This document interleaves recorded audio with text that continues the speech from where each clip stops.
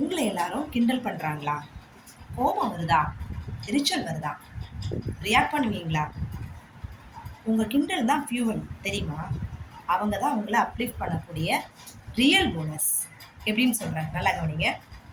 அதாவது Walt Disney இவரை 300 பேர் சொன்னாங்க, உன் ஐடியா வேஸ்ட்டு, ஜெயிக்கிறதுக்கு 1% கூட சான்ஸ் இல்லை, உன் ஐடியா வேஸ்ட்டுன்னு சொன்னாங்க. அவர் சோர்ந்து போகலை, முன்னோக்கி போனார்.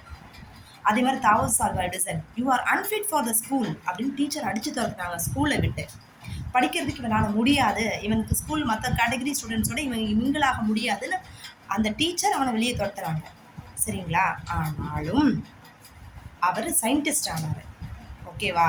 இன்னைக்கு எத்தனை டீச்சர்ஸ் வந்து ஒவ்வொரு மாணவர்களும் தட்டி கொடுத்து திறமையாக இருக்கிறாங்கன்னு எத்தனை பேர் பண்ணுறாங்க? கிடையவே கிடையாது.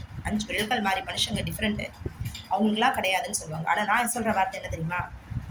5 விரல்கள் ஒன்று வேறு மாதிரி இருக்கலாம், சரியா? ஆனால் கடவுள் கொடுத்த மூளை ஒரே வெயிட்டு தான். ஒருத்தன் முன்னேறான், ஒருத்தன் முன்னேறலை அப்படின்னா அதுக்கு காரணம் என்ன? அவனை சுற்றி இருக்கிற விஷயம். அப்போ நீ என்ன பண்ணணும்? நீயும் சாதிக்க பிறந்தவன், நீ நம்பு. உன்னோட விருப்பத்துக்கு தகுந்த மாதிரி உன்னோட க்ரோத் வந்து ஹையாக இருக்கணும், சரியா? சரி, இப்போ நான் என்ன செய்கிறது? இப்படி கிண்டல் பண்ணி உங்களை வீழ்த்துற ஒவ்வொரு மனுஷங்க முன்னாடியும் ஐ ஆம் ஹைன்னு உங்கள் செயல் ஆட்டிடியூடில், உங்கள் ஆக்டிவிட்டியில் நீங்கள் ப்ரூவ் பண்ணணும். எப்படி பண்ணுறது? இதுக்கு தான் 3 ஐக்யூப் சொல்கிறேன். ஓகேவா? First ignore. நாய் உங்களை பார்த்து குறைக்குது, லொல்ல. சூரியனை பார்த்து நாய் குறைச்சா சூரியனுக்கு நாய் குறைக்குதேன்னு சொல்லிட்டு அவமானம் வரப்போதா? அதே மாதிரி தான் மனுஷங்க சொல்கிற அந்த வார்த்தைகளை காதில் வாங்காதீங்க. காதில் வாங்கும்போது மனசுக்குள்ளே போகும், அது ஊண்டிங்க கொடுக்கும். அப்போ நம்ம வாழ்க்கையை அது பாதிக்கும். அதனால் என்ன பண்ணக்கூடாது? அதை காதில் வாங்கக்கூடாது. Ignore it. ஓகேவா? 2வது வந்து இம்ப்ரூவ். எப்படி? உங்களை அவமானப்படுத்துகிறாங்களா, தாழ்ச்சியாக சொல்கிறாங்களா, அதை எல்லாத்தையும் நீங்கள் என்ன பண்ணுங்க? You are a teacher, be patience and listen to that. சரியா? பொறுமையாக கேளுங்க. ஓகேவா? அதில் உங்கள் வாழ்க்கைக்கு தேவையான முன்னேற்ற பாடத்தை மட்டும் நீங்கள் எடுத்துகிட்டு முன்னேறி போய்கிட்டே இருக்கணும். 3வது நான் என்ன பண்ணலாம்? இம்பேக்ட். உங்களை தாழ்ச்சி சொல்கிறாங்கல்ல, அவங்க முன்னாடி ஜெயிச்சு காமிச்சு அவங்க முன்னாடி காரில் போகணும். இன்கம்ல ஸ்ட்ரென்த்தாக வரணும். இன்னைக்கு குறை சொல்கிறவங்க எல்லாரும் மூக்கு மேலே விரல வச்சு, அவன் எப்படிப்பா சாதிச்சான், இவ்வளோ பேர் அவமானப்பட்டு கொடுத்துனாங்களே, அவன் ஜெயிச்சிட்டானா அப்படின்னு நினைக்கிறான். சரிங்களா?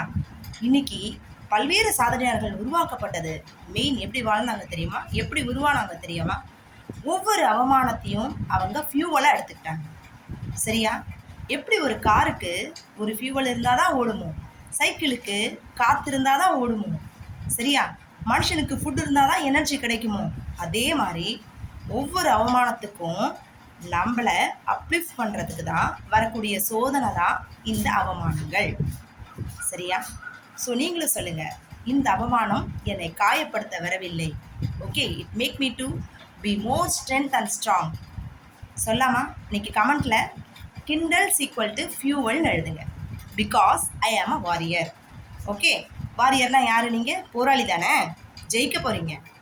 உங்களோட வெற்றியை பார்த்து எல்லாரும் வியக்க போகிறாங்க. That is going to come as true. நம்புறீங்களா அந்த வார்த்தையை? சரியா? மறக்காமல் இன்றைக்கி சொன்ன கருத்து பிடிச்சிருந்தா லைக் பண்ணுங்கள், ஷேர் பண்ணுங்கள், கமெண்ட் பண்ணுங்கள் அண்ட் சப்ஸ்கிரைப் பண்ணுங்கள்.